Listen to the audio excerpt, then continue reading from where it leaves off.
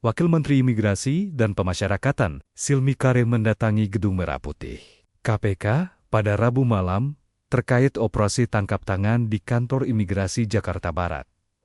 Setelah menyelesaikan proses administrasi, Silmi langsung menjalani pemeriksaan oleh penyidik. Sebelumnya, KPK mengimbau yang bersangkutan untuk bersikap kooperatif dan membantu proses penanganan perkara yang sedang berlangsung. Penyidik KPK mendatangi rumah Wakil Menteri Imigrasi dan Pemasyarakatan, Silmi Karim, di kawasan Brawijaya, Jakarta Selatan. Kedatangan penyidik berlangsung setelah Silmi lebih dulu mendatangi Gedung Merah Putih KPK terkait operasi tangkap tangan di kantor imigrasi Jakarta Barat. Hingga saat ini, belum ada keterangan resmi dari KPK mengenai proses yang berlangsung di lokasi. Selamat pagi, kami akan menyampaikan update kegiatan penyelidikan tertutup yang KPK lakukan, bahwa dari tadi malam tim melakukan kegiatan di lapangan, yaitu di wilayah Jakarta Barat, dan dalam perkembangannya tim juga saat ini sedang bergerak di lapangan di wilayah Bali dan juga Jawa Barat. Dalam progresnya ada belasan orang yang diamankan dalam rangkaian kegiatan peristiwa tertangkap tangan kali ini, dan juga barang bukti yang diamankan ada kendaraan, mobil, motor, dan juga barang bukti dalam bentuk uang tunai, falas, ada USD dan SGD, dan juga ada dalam bentuk logam mulia emas. Saat ini tim beberapa masih bergerak di lapangan, jadi nanti kami akan update terus perkembangannya, termasuk juga barang bukti yang diamankan. Nanti kami akan update secara detail untuk jumlahnya. Mas, OTT ini terkait pengurusan tenaga kerja asing atau terkait apa? Peristiwa tertangkap tangan ini berkaitan dengan proses pengurusan warga negara asing untuk bisa tinggal di Indonesia. Ya. Kalau kita ketahui, untuk seorang WNA supaya bisa tinggal di Indonesia ada namanya kitab, ya, kartu identitas tetap, ada juga yang sementara atau KITAS. Nah, dalam proses pengurusan tersebut. Berarti ini jatuhnya suap ya, Mas? Nanti kita lihat konstruksi perkaranya, apakah itu masuk suap atau nanti pemerasan atau lainnya, nanti kita akan sampaikan detailnya. Salah satu pihak yang ditangkap ini apakah benar Kepala Imigrasi Jakarta Barat, Mas? Salah satunya itu. Dan termasuk WNA itu tersendiri juga diamankan, Mas? Untuk detail lainnya nanti kami akan update, karena selain pihak dari penyelenggara negara, ada juga pihak swasta yang diamankan. Swastanya salah satunya pengacara. Untuk detailnya nanti ya, karena dalam proses pengurusan KITAS ataupun kitab, WNA ini juga bisa menggunakan perantara begitu ya untuk prosesnya. Nah, ini nanti kita akan jelaskan konstruksinya dalam konferensi pers. Ini ke Bali ini kaitannya ada apa, Mas, hubungannya dengan di Imigrasi Jakarta Barat ini, Mas? Ya, ini kan masih terkait dengan proses keimigrasian. Ya. Itu kan ada di beberapa titik ya biasanya proses-proses itu. Mas, apa betul kaitannya sama kasus judul di Hayamuruk kemarin, Mas? Kan Belum ada info terkait itu. 320 WNA yang ditangkap. Belum ada info soal itu. Periodenya sendiri yang ditengarai pemerasan untuk pengurusan KITAS itu dari periode pemerasan. Nah, ini masih didalami karena pasca peristiwa tertangkap tangan, tentu para pihak yang diamankan diperiksa. Nah, nanti kita akan dalami dari situ. Ada pihak dari Kementerian Ketenagakerjaan, Mas? Sejauh ini dari pihak-pihak keimigrasian dan juga swasta. Nanti kita akan update perkembangannya. Ada lagi? Cukup sementara, teman-teman. Barang bukti tadi sudah untuk jenisnya, untuk jumlahnya nanti kita akan update. Cukup dulu teman-teman. Baik, terima kasih. Harga emas dunia bergerak stabil di level $4.487 Amerika Serikat per troy ounce, seiring pelaku pasar mencermati perkembangan konflik di Timur Tengah dan menantikan sejumlah data ekonomi Amerika Serikat. Pergerakan emas saat ini dipengaruhi harga minyak, imbal hasil obligasi, serta nilai tukar dolar se-Amerika Serikat. Investor juga menunggu data ketenagakerjaan AS yang diperkirakan menjadi petunjuk arah kebijakan suku bunga Federal Reserve dalam waktu dekat. Harga minyak dunia naik ke level tertinggi Dalam sepekan di tengah penantian pasar terhadap keputusan Iran atas proposal kesepakatan dengan Amerika Serikat, minyak Brent ditutup di $96 AS per barel. Sementara WTI mencapai $93,76 AS per barel. Kenaikan harga dipicu ketidakpastian geopolitik serta masih terganggunya distribusi energi global melalui Selat Hormuz. Menteri Luar Negeri Amerika Serikat menyatakan rencana Israel untuk menguasai sekitar 70% wilayah Gaza, bukan bagian dari usulan kesepakatan yang tengah dibahas dengan Hamas.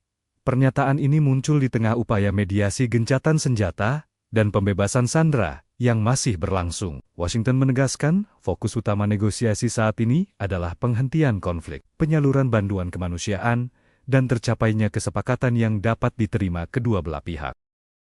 Perserikatan Bangsa-Bangsa atau PBB menyampaikan keprihatinan mendalam atas meningkatnya eskalasi konflik di Lebanon Selatan. PBB memperingatkan bahwa memburuknya situasi keamanan berisiko menimbulkan lebih banyak korban sipil, serta memperparah krisis kemanusiaan di wilayah tersebut. Organisasi dunia itu juga mendesak semua pihak untuk menahan diri, menghormati hukum internasional, dan mengupayakan langkah-langkah diplomatik guna mencegah meluasnya konflik.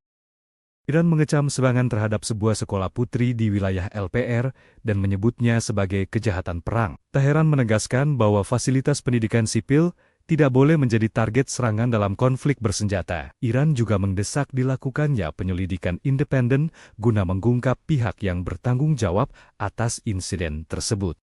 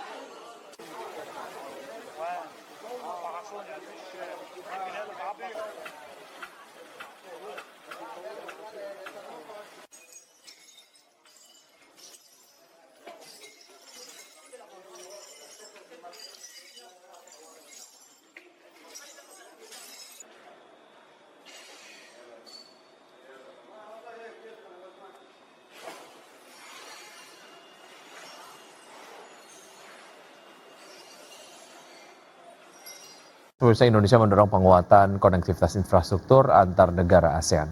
Ya, di mana kawasan Asia Tenggara diprediksi akan menjadi pusat perekonomian baru global yang menjadi banyak incaran investor dunia.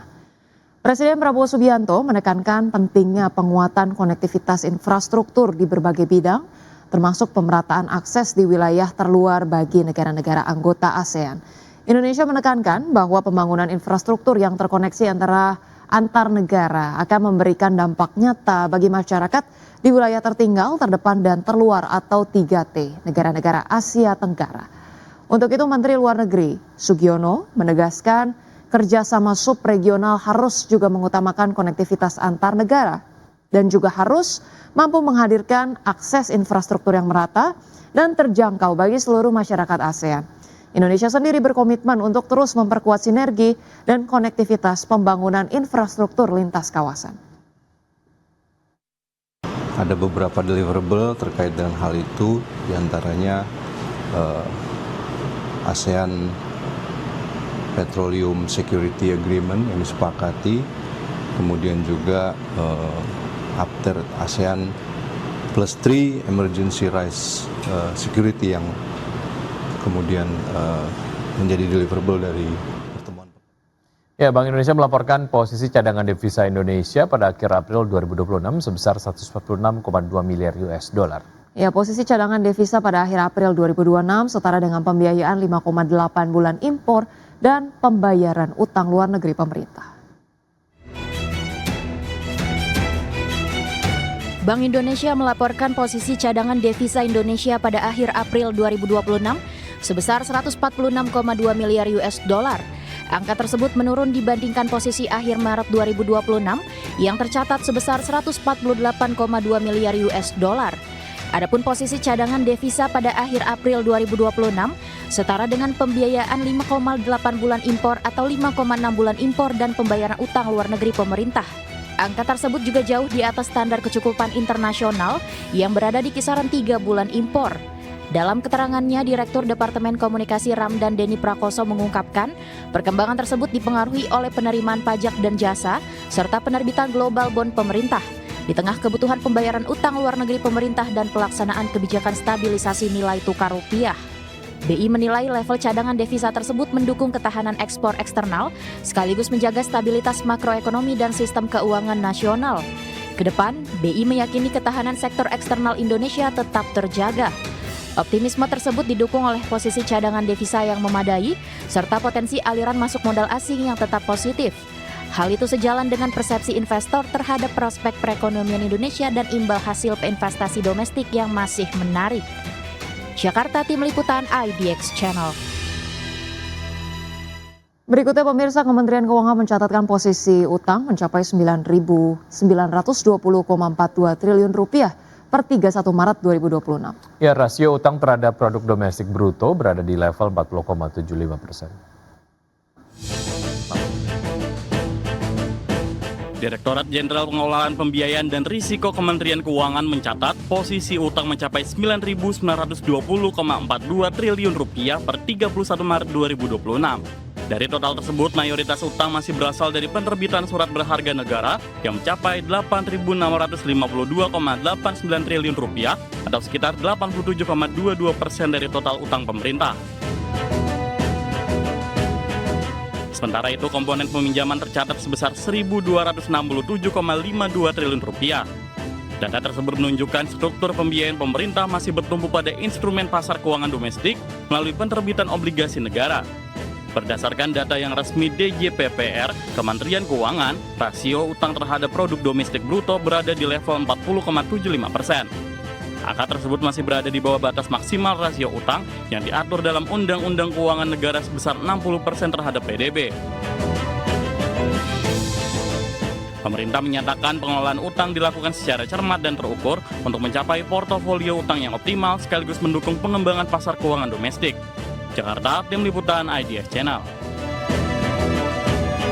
Pacific Universal Investments mengungkapkan pengambil alihan PT Mitra Adiperkasa Tbk bertujuan untuk memperkuat pengembangan bisnis grup MAP di Indonesia dan kawasan Asia Tenggara.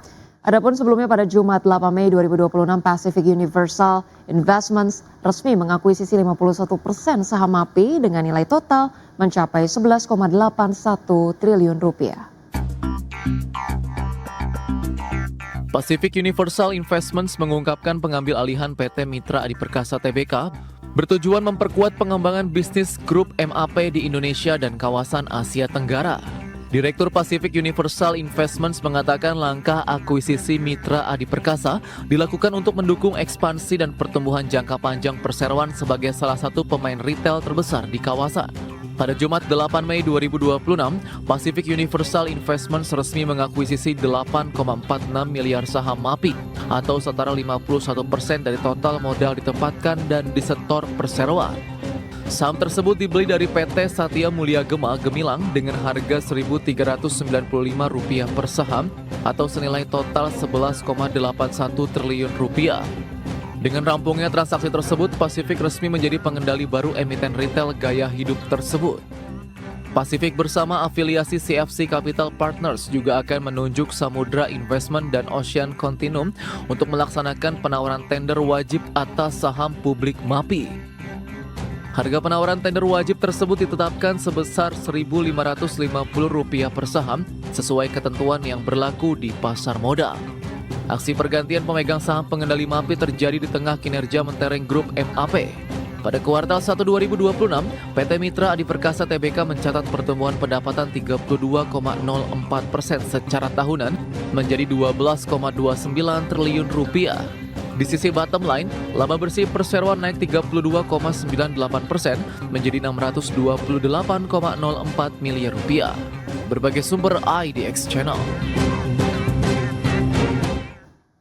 Ya, pemirsa, PT Itsek Asia Tbk akan melakukan pemecahan nilai nominal saham atau stock split dengan rasio 1:2 sehingga nilai nominal saham berubah dari Rp25 per saham menjadi Rp12,5 per saham.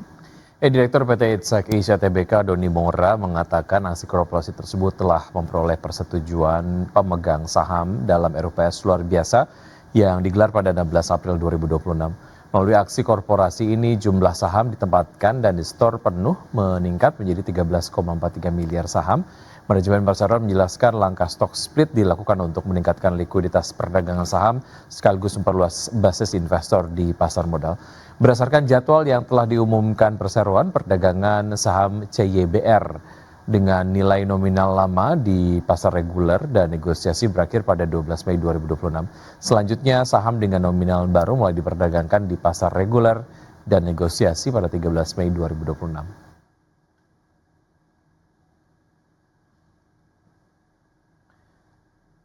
PT Panca Budi Idaman Tbk memutuskan membagikan dividen tunai sebesar Rp397,5 miliar dari laba bersih tahun buku 2025. Ya, meski kinerja laba dan penjualan mengalami penurunan, perseroan tetap optimistis menatap tahun 2026 dengan target pertumbuhan pendapatan dan profitabilitas yang lebih baik. PT Panca Budi Idaman Tbk atau PBID menyetujui pembagian dividen tunai sebesar Rp397,5 miliar atau setara Rp53 per saham dari laba bersih tahun buku 2025. Keputusan ini disahkan dalam rapat umum pemegang saham tahunan atau RUPST. Dari total laba bersih sebesar Rp400,58 miliar, sebesar Rp3 miliar dialokasikan sebagai cadangan, sedangkan sisanya dibukukan sebagai laba ditahan. Sepanjang tahun 2025, PBID mencatatkan penurunan laba bersih sebesar 17,4% secara tahunan menjadi Rp400,58 miliar. Sementara penjualan turun tipis menjadi Rp5,19 triliun. Penjualan masih ditopang oleh segmen kemasan plastik senilai Rp3,44 triliun, disusul penjualan biji plastik dan segmen lainnya. Pasar domestik tetap menjadi penopang utama pendapatan perseroan. Direktur Utama PBID Vicky Taslim menyebut penurunan kinerja dipengaruhi tren penurunan harga biji plastik sepanjang tahun 2025. Meski demikian, perseroan tetap optimistis terhadap prospek bisnis tahun ini. PBID menargetkan pertumbuhan pendapatan usaha sebesar 10% pada 2026 dengan target net profit margin di kisaran 8 hingga 10% serta debt to equity ratio atau DER sebesar 15 hingga 20%. Berbagai sumber IDX Channel.